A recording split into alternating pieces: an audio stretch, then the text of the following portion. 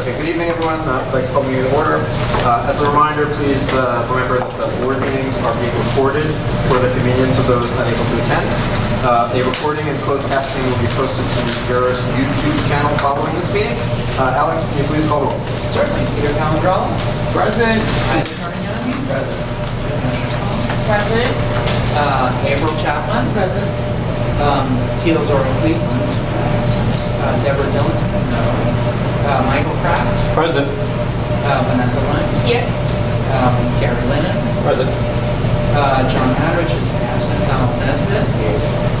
Brandon Orlando. I am here. Okay. Lord Professor is not here. Benjamin Schulman is not here. Stephen That's it. Great, we have a quorum. So the first order of business is calendar item 1, noting minutes of the meeting Board of Education Offices held on March 22nd. The minutes have been previously provided to the board via our SharePoint site. May I have a motion to approve the minutes? Thank you, Vanessa. Second. Thank you, Isaac. Please raise your hand if you vote to approve the minutes. All in favor? Please raise your hand. Not. Any abstentions? Super. The motion passes. Mr. Rich will now briefly give us a quick 2-minute update. Just to thank everyone for the new facilities. We had a ribbon cutting on Friday. The PowerPoint presentation for the history is available on the SharePoint site. Anybody can take a look at that. Pictures. It was a really big cake. CPMS timeline is on the SharePoint site. We are sprinting to May 30th. Training begins Monday.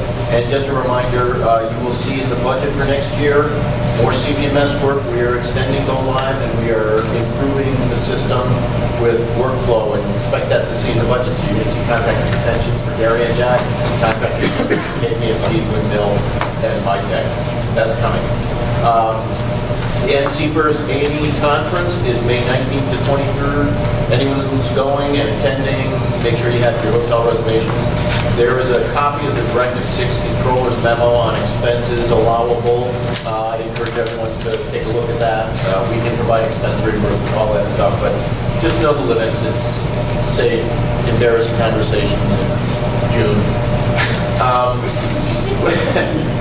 Just for interesting reading, Isaac's already seen it, a class action settlements report from Harvard Law School Forum on corporate governance and financial regulation. Consider it extra credit reading.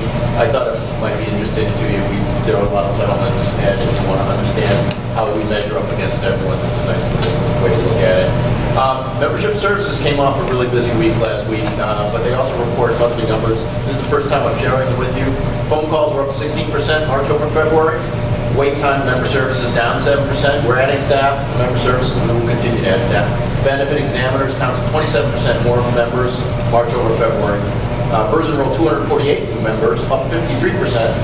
And TDA enrollment activity was robust, nearly tripled over February with 486 new contributors. That's really good. We're making a big push for TDA. Be lucky, invest and save. JD is got a piece of paper in your green folder. It looks like this. We are developing new statistics. We're interested in what you would like to know.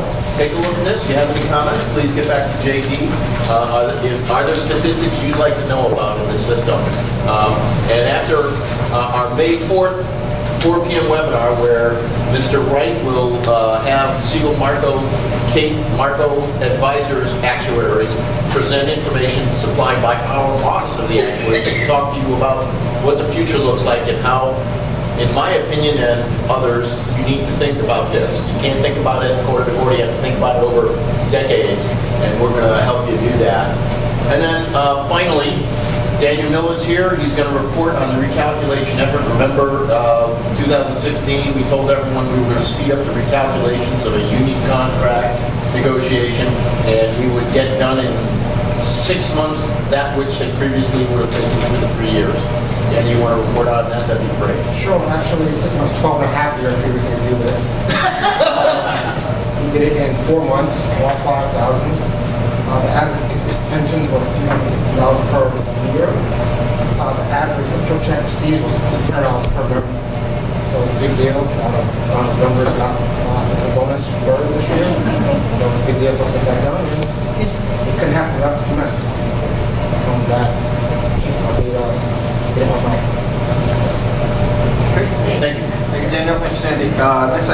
tonight's agenda, calendar items 2 through 17 are the ordinary business of the education retirement system. Is there a motion to consider calendar items 2 to 17? Thank you, Vanessa. Second. Thank you.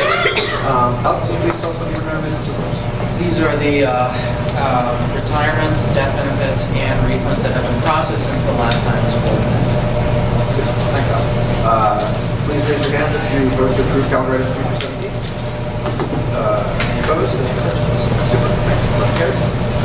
Next up, we're going to have a motion to consider calendar item 18, which is authorization to the controller of the City of New York to prepare a comprehensive multi-asset class investment risk analysis software system. Is there a motion to consider the resolution? Thank you, Michael. Second. Thank you, Vanessa. Alex, can you please give us some background? In June 2016, the board authorized the Office of the Controller to issue a request for proposals for a software application that would enable the Bureau of Asset Management to systematically identify, assess, monitor, and report on portfolio risk for the New York City retirement system. Based on the RFP, the evaluation committee recommended the systems authorize the Bureau of Asset Management to engage the vendor MSCI to provide the Bureau with a risk analytics and performance and attribution platform and procure up to 6 individual FactSet licenses as needed. I believe this was discussed at the common investment meeting this morning. It was. Thank you, Alex. Michael and I attended the common investment meeting this morning. There was a presentation by Miles Arbus-Combs at Bureau of Asset Management regarding the selection of MSCI. The work that MSCI is going to engage in is work that is not currently able to be done with this existing system. That's the need for the new system. Our share of it is $27,000 of change, which seemed to be what the dollar value of the time that Michael and I and Sandy and Daniel sat through listening to. So we think, Michael, I don't know, I thought we should just do it. Yeah, no, definitely necessary. Anyone have any questions about that? Okay, super. All in favor, please raise your hand. All opposed? Abstentions? Motion carries. Next item is authorization to adopt the actuary's recommendation for a final fiscal year 2017 total contribution to the New York City Board of Education retirement system. I don't see Sherry. Have I missed her? No, she's not. Okay. So I guess, sure. Let's have a motion to consider the resolution, please. Thank you. Vanessa, second. Michael. Basically, if you remember, in previous meetings, Sherry Chan, the city's actuary, provided us with a preliminary estimate for the upcoming year. This is the final estimate. So she is our actuary, and it is in her, she solely determines these matters. If anyone has any questions about it, these are the contributions that the city will be required to make on behalf of the beneficiaries. My guess is if anyone needs to know, JPD has, having recently fixed this and priced this FMS system for about 278 million. Great. Well, currently the number is 288. 274,000. Total budget is 274. It's a $9 million. So it's a little less than from the preliminary. So I guess the city's probably happy. Those of us who live in the city, we're probably happy too. Okay. Does anyone have any questions or comments about the actuaries and the finalists? Super. All those in favor, please raise your hand. Thank you. All opposed? Any abstentions? Motion carries. Great. Let's move into executive session. Can I have a motion to move into executive session? Second. Thanks, Don. All in favor, please raise your hand.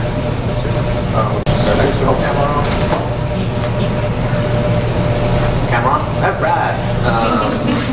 Thank you. Welcome back to public session. Alex, can you please quickly report out the board's actions during executive session?